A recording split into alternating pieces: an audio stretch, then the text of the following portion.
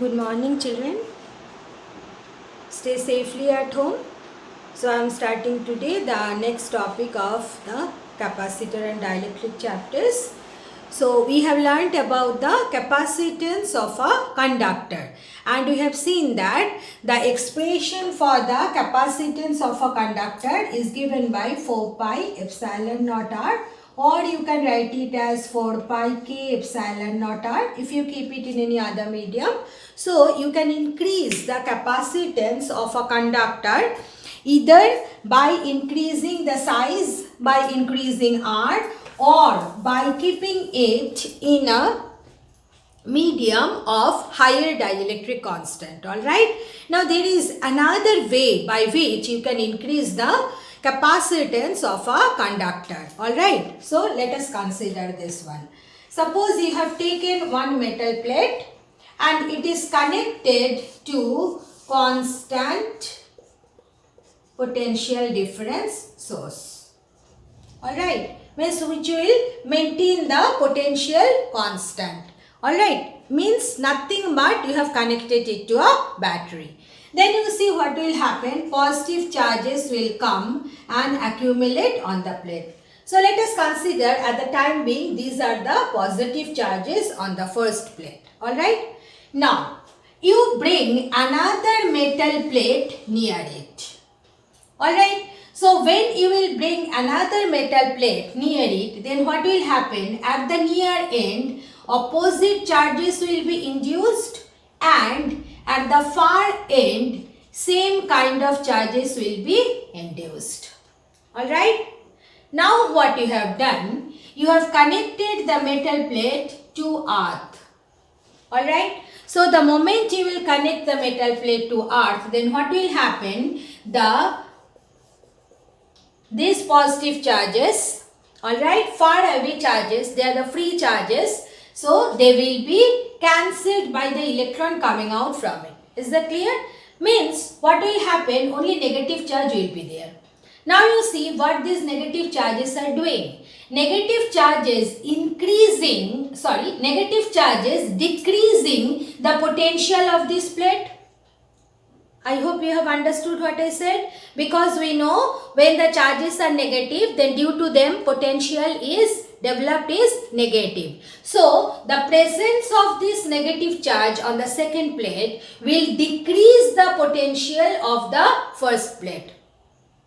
Clear? So what will happen, as the first plate is connected to a constant PD source, then the moment the potential of the first plate will decrease, then certain amount of charges will be added to it to just rise the potential, or to keep the potential constant at the previous value, earlier value. Alright. Now when here more charges will come, then what will happen? Here negative charges induced will be more. So when negative charges induced will be more, then what will happen? Again it will further decrease the potential of the first plate, and the source what will do? Again it will send some amount of positive charge to the plate to rise the potential, or to keep the potential constant at the earlier value. Is that clear? So you see what is happening in this way. When you are bringing a earthed metallic conductor to a conductor which is connected to a constant potential difference source, then the first plate's ability to store charge increasing manifold. Alright, so this arrangement is known as capacitor.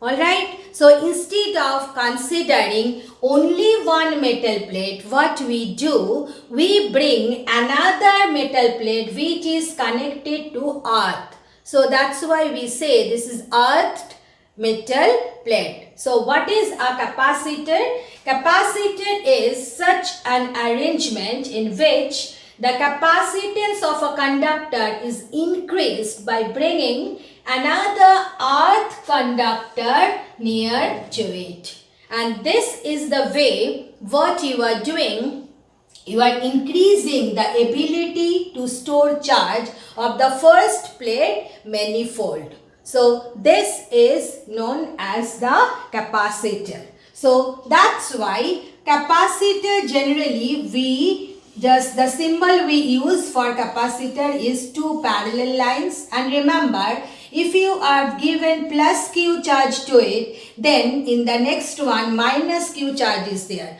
Although in the symbol of the capacitor we do not show this earthing sign, but it is understood that the second one it is connected to earth. Alright, so this is the symbol of capacitor, and in a capacitor you see the total charge is 0, because in the first plate there will be plus Q charge, and in the second plate, which is earth, there will be minus Q charge. So what is the total charge in a capacitor?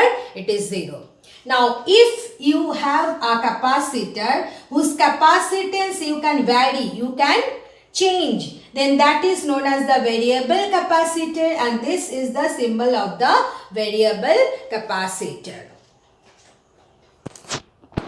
Next is, what is the capacitance of a capacitor? So if you consider that V be the potential difference between the two plates of a capacitor, and if Q amount of charge is given to it, then you see Q and V, they are proportional to each other. So one can write just like the conductor, Q is equal to CV, so C is equal to Q by V. So what is the capacitance of a capacitor? Capacitance of a capacitor is equal to ratio of the charge given to the capacitor to the potential difference between the two plates. What is this Q? Q is charge given to the capacitor, and V is the potential difference across the plates of the capacitor. Alright, so capacitance is defined as plates of the capacitor. So capacitance of a capacitor is defined as ratio of Q to V. Alright, so just remember this formula, then write it in statement. Okay, then next one is, what will be the capacitance of a parallel plate capacitor? So parallel plate capacitor means that the way I have shown you, that there are two parallel metallic plates, and remember that one plate, the second one, it is connected to earth. Now let us consider all these things. Suppose plus Q amount of charge is given to the first plate. So definitely here minus Q charge is induced, and plus Q it has gone to the earth via the earth connection. Now you know that whenever equal and opposite charge given to two plates, in the Gauss's theorem chapter we have done that, then electric field developed within the plate, it is given by sigma by epsilon naught if in between the two plates there is air or vacuum, and if there is a dielectric, then it will be K epsilon naught. Alright, what is sigma? Sigma is the surface charge density. So one can write surface charge density is charge per unit area. So you can write it is Q by A, where A is the area of the plates. A is what? Area of each plate. Clear? Now, if you consider D be the distance between the plates, then you can write potential difference across the plates. It will be given by E into D. That one also in the electric potential chapter we have done, because in this case electric field within the plates of the capacitor is uniform. So one can write V is equal to E into D. So you see what will be the capacitance of the capacitor? C is equal to Q by V, means Q by E into D. Now substitute E, what are you getting? Q by K epsilon naught A into D, so Q cancel. So you are getting K epsilon naught A by D. So what is this derivation you must learn for your board exam. This derivation you must learn for your board exam. But Don't write only whatever the relation I have written, whatever I have said verbally. That also you are supposed to write if the derivation come in exam. Okay, don't forget that. So what is the capacitance of the parallel plate capacitor? What is the expression we have got?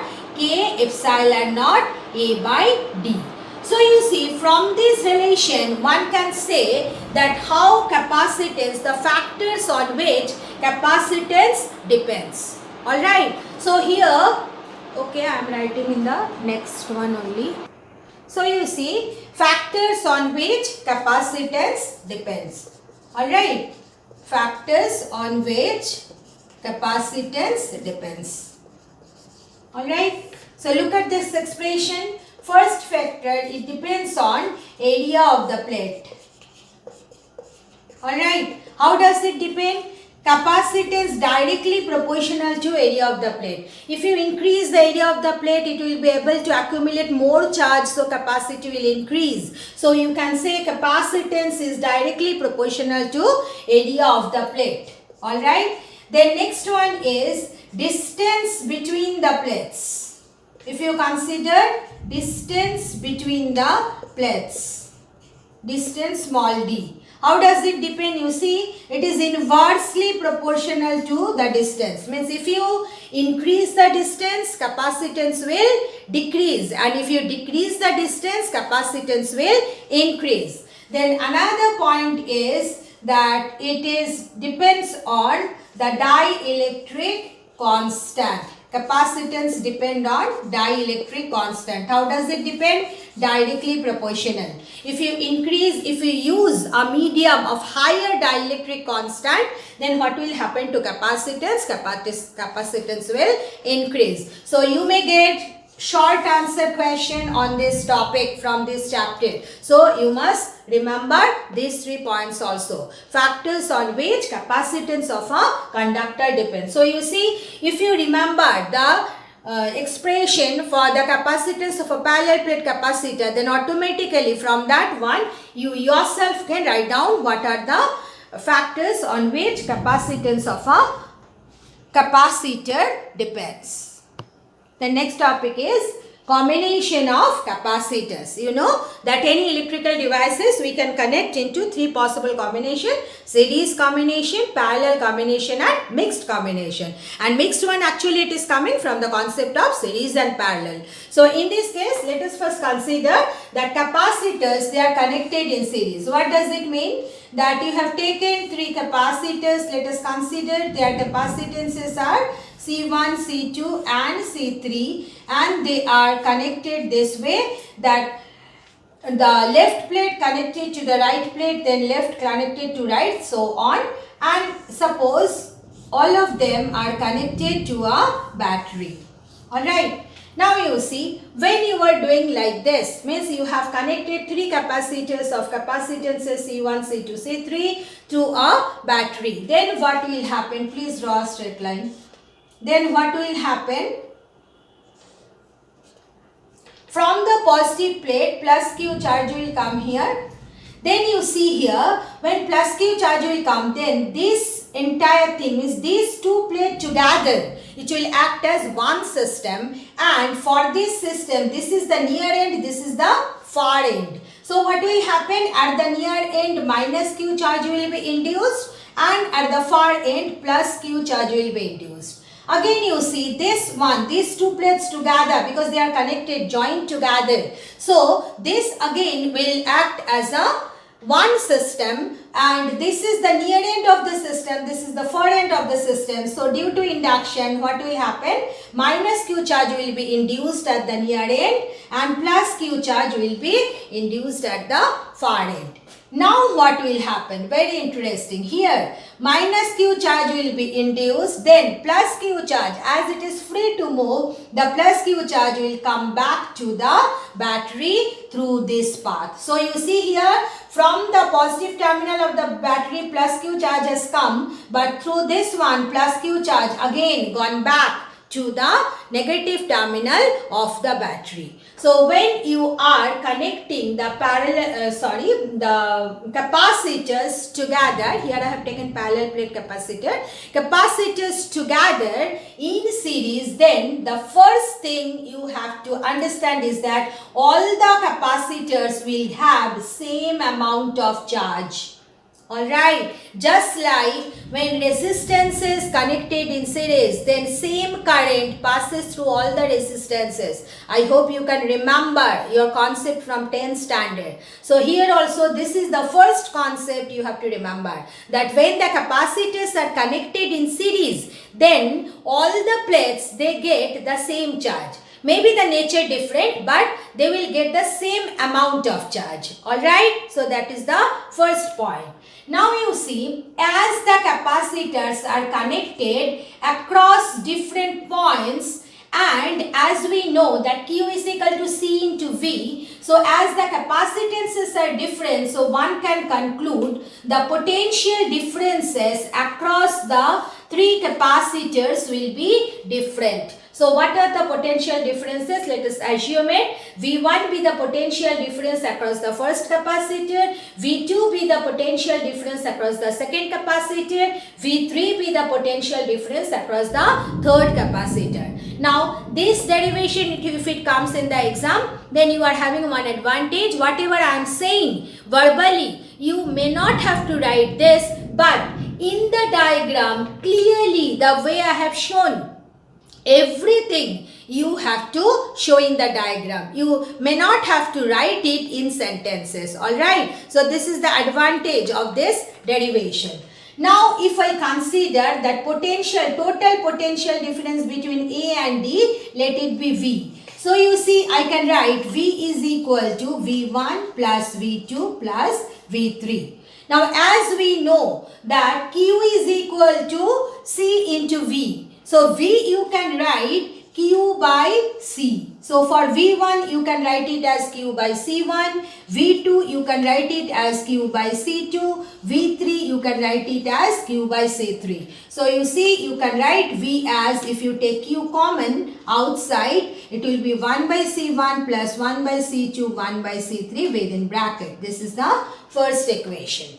Now the concept of equivalent capacitance is coming, just like the equivalent resistance. Means what? What is the concept of equivalent capacitance? Instead of the system of capacitors, you will use only one capacitor in such a way that the total potential and total charge of the system will remain the same. It means what? Between the points A and D, instead of connecting three capacitors, you have connected a single capacitor or capacitance C in such a way that the charge is remaining the same. You see, the charge is Q and the potential is remaining the same. The total potential. So what is the total potential? Total potential is V. Alright, so this is known as equivalent capacitance. So I repeat, what is the concept of equivalent capacitance? Means instead of a combination of capacitors, you will use a single capacitor. But how to use the single capacitor? What is the restriction for it? You must see that the total potential and the total charge, it remains the same. So here, it is the equivalent capacitance. So you see, for this combination, if you write down V you can write it as Q by C. So this is equation 2. Now if you comparing equation 1 and 2, what you can write? Comparing equation 1 and 2, that Q by C is equal to Q into 1 by C1, 1 by C2, 1 by C3. So Q cancel. So what is the expression for the equivalent capacitance? 1 by C is equal to 1 by C1 plus 1 by C2 plus 1 by C3. So instead of 3 capacitors, if you are having n number of capacitors, then you can write it as sigma 1 by Ci, I is equal to 1 to n. Means it will be 1 by C1 plus 1 by C2 plus 1 by C3 plus 1 by C4 till 1 by Cn. And if you consider that C1, C2, C3, Cn, they are equal. You have connected equal number of capacitance in parallel. Then what will be the equivalent capacitance? It will be C dash by N. So I hope you can remember all these relations for the resistances. Alright, so for resistances, parallel combination, whatever result we have got, in capacitor we have got the identical relations. So you can remember in that way by comparing the two. Okay, but this is the formula you have to remember, and this one is for n number of capacitance. This one, when the capacitances are equal, then what is the equivalent capacitance? Capacitance of one capacitor divided by number of capacitors taken. Next is parallel combination. So parallel combination means all the left side plates are connected together and all the right side plates are connected together. Between the points, let us consider it as AB, and then it is connected to a battery. Alright. Now let us find out what will happen. Here you see what will happen. Plus Q charge will come. Then it will be divided into three parts depending on the capacitances.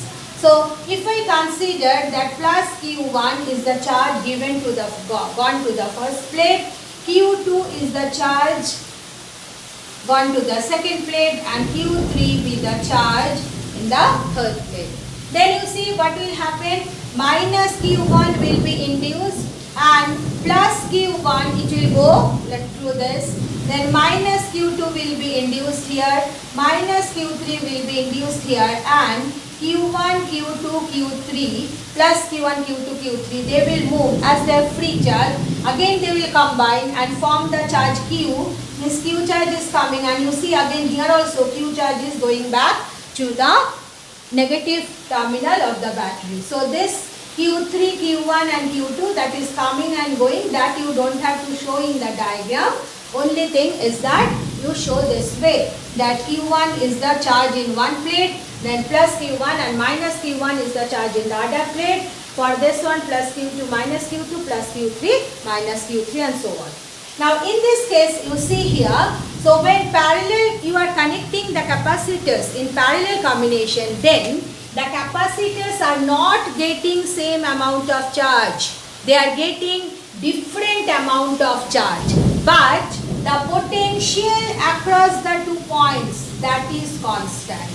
Alright, in series combination what I said, Q was same, V was different. But in case of parallel combination, V is same for all, but Q are different. Q is different for them.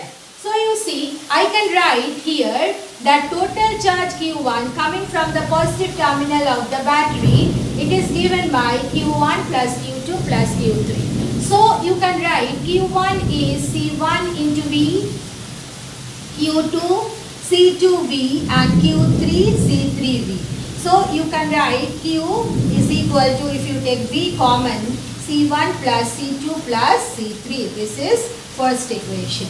Now again you apply the concept of equivalent capacitance. What is the concept of equivalent capacitance? That instead of a combination of capacitors, you should join a single capacitor in such a way that total charge of the system and total potential, it remains the same.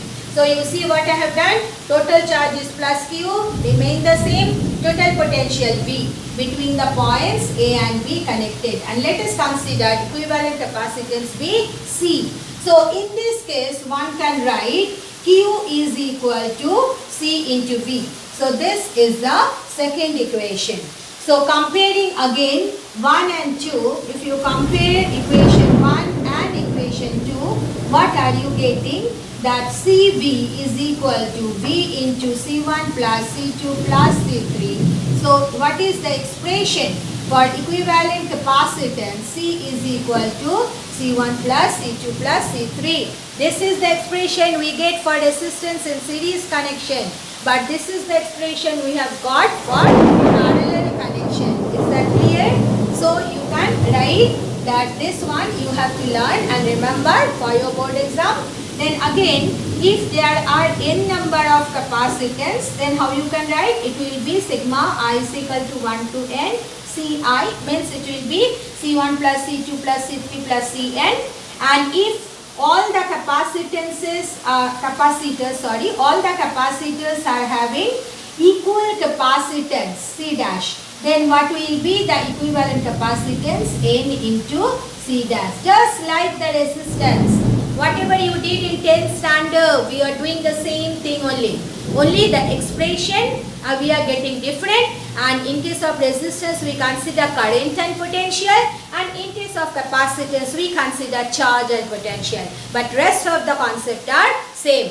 So this formula you must remember, because the derivation may come, or you may have to apply the formulae of the equivalent capacitance for solving the numericals. Next is energy stored in a charge capacitor. It is just like the energy stored in a conductor we have done, exactly in the same manner only we will do, but instead of conductor we will use a capacitor. So let us consider at any instant of time plus Q charge is present. Any instant of time plus Q charge is present on the plate of the capacitor,